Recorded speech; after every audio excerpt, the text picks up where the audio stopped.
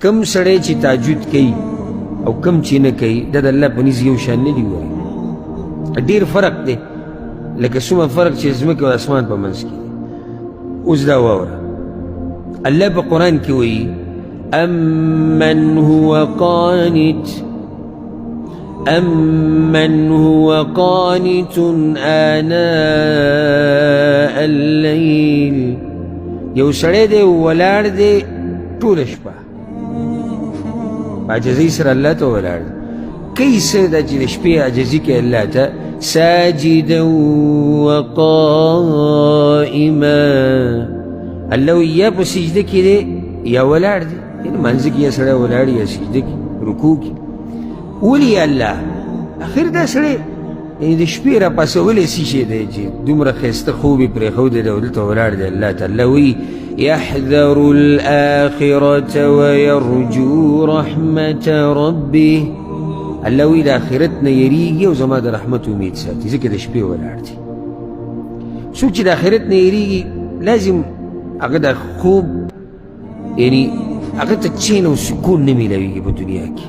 او ځکه حدیث کې راځي که نه پیغمبر صلی الله علیه وسلم وایي زه به څنګه خوشحاله شم او زه به د دنیا نه مزې څنګه واخلم. او اسرافیل علیه السلام شپېلۍ تیاره په خوله کې نیولې ده، د الله انتظار کوي چې کله ورته الله اجازت وکړو هغه به دې شپېلۍ کې پوکې کوي. ژوندي زړه والا چې دې خبرې ته سوچي د دنیا نه مزې نشي اخیستی، او که مزه علم هغه داسې وقتي توري بیا ختمه شي. دا دینداره سړی دې د آخرت ته سوچ مزو ته نه پرېږدي او نه په دې دنیا کې جوور ورننوځي. که دنیا کوي سرسري کوي، ځکه د هغې نه بغیر ژوند نه تېرېږي. مزدوري سرسري، ښځې او بچو سره محبت سرسري. خو د ښځې او بچو سره محبت، د پیسو سره محبت، د مزدوري، د دنیاداري دا د دومره نشي خرابولی چې د آخرت نه مصروفه کړي. ها مخکې الله څه وایي؟ قل هل يستوي الذين يعلمون والذين لا يعلمون. اے پیغمبر تپوس کوي د خلکو نه چې چاته پته یي او چاته پته نه وي، د دواړه یو شان دي؟ نه. دې په تفسیر کې ډېرې خبرې دي، خو یو ده چې چاته پته یي د تهجدو او چاته پته نه یي د تهجدو، د دواړه یو شان دي؟ نه دي یو شان. ورب الکعبه چې دا یو شان نه دي. یو سړی شپه تېروي په غفلت کې، په خوبونو کې. یو سړی شپه تېروي په جړاګانو کې، په منځونو کې. کوم ځای کې دا یو شان دي؟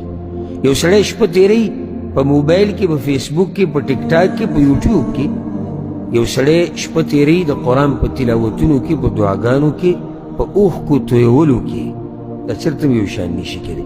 یو سړی شپه تېروي د ملګرو سره په ګپ شپ کې، په تاویلو ماویلو کې، په خنداګانو کې، په ټوغو ټقالو کې. یو سړی شپه تېروي الله ته ولاړي، خپې وپړسېږي، زنګونانې دړ شروع کړي، په ملای دړلی شي. دا چېرته یو شان نشي کېدی.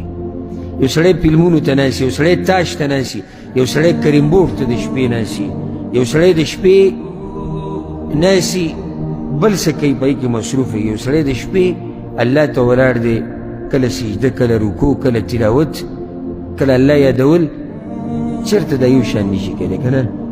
یو شان کېدی شي؟ نشي کېدی یو شان. او څنګه به یو سړي له خوب ورشي دې ټیم کې، خصوصا د شپې په د اخرنۍ